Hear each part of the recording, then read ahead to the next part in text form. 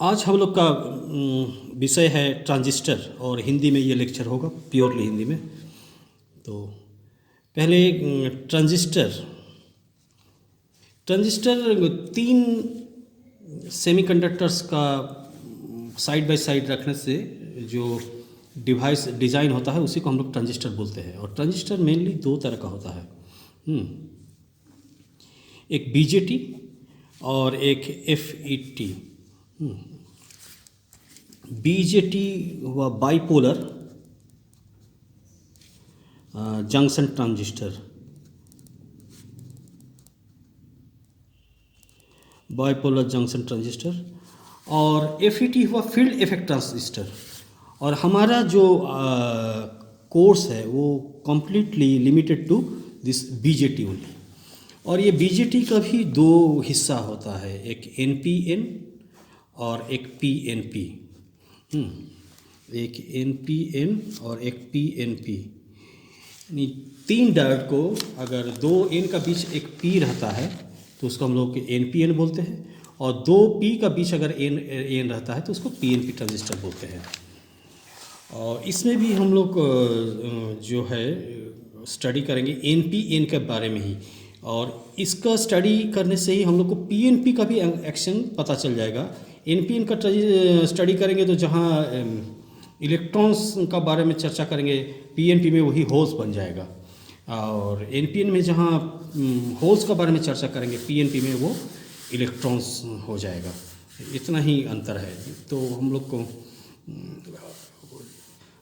Time ज़्यादा waste ना करते हुए खाली हम लोग एनपीएन पे ही हम लोग अपना और we will stick to NPN transistor only. Okay, अब इनको सिम्बोलाइज कैसे किया जाता है ट्रांजिस्टर में ये बीच वाला जो होता है इसमें एक ये तीन सेमीकंडक्टर को रिप्रेजेंट कर रहा है। तो अगर ये एनपीएन है तो ये एन होगा, ये पी होगा, ये एन होगा। और अगर ये पीएनपी है तो ये पी होगा, ये एन होगा और ये पी होगा।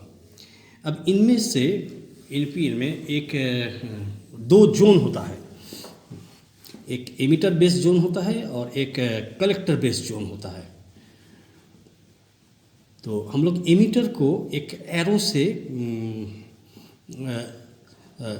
ये करते हैं। दो इन तीनों में से तो एक एमिटर को कैसे हम लोग डिस्टिंग्विश करेंगे, तो एमिटर में एक एरो रहेगा। तो अगर मैं एरो इस तरह का दे दूँ, ये अगर एमिटर है तो इस तरह का एरो रहेगा क्योंकि पॉजिटिव टू नेगेटिव करंट जाएगा। और अगर पीएनपी है तो ये पी होगा, ये एन होगा, ये पी होगा। तो एरो इस तरह का रहेगा तो ये एमिटर हो जाएगा। तो जब अगर एक एमिटर हो गया, बीच वाला बेस होगा, बीच वाला होता है बेस। ये होता है बेस, ठीक है, इसको बेस नाम दिया गया है। और ये होता है कलेक्टर जो बच रहा है एमिटर बेस का बीच, इसको सी से डिनोट किया जाता है।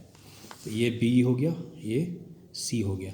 तो सिंबॉलिक रिप्रेजेंटेशन इसको बहुत बढ़िया से आप लोग देख लीजिए। एमिटर में एरो आप जैसे ही देखेंगे तो डिजिटल सर्किट में तो आप समझ जाइए कि वो एमिटर के बारे में बात कर रहा है, वो एमिटर है, ठीक है।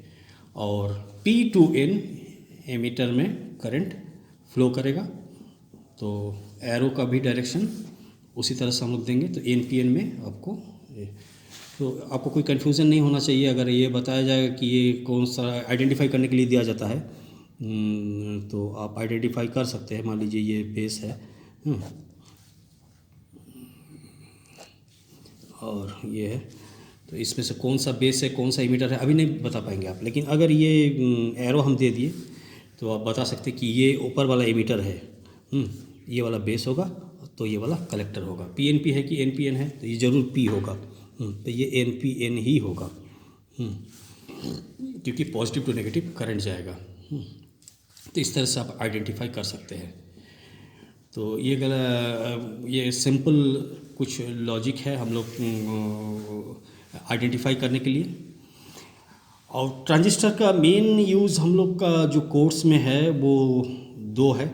एक transistor as a switch, how transistor is use as a switch, और how transistor use as an amplifier, तो ये सब हम लोग आज चर्चा करेंगे। तो नेक्स्ट वीडियो में हम लोग NPN ट्रांजिस्टर में ट्रांजिस्टर एज ए स्विच कैसे काम करता है उसका बारे में चर्चा करेंगे, और उसका डोपिंग का परसेंटेज वगैरह के बारे में भी चर्चा करेंगे। ओके।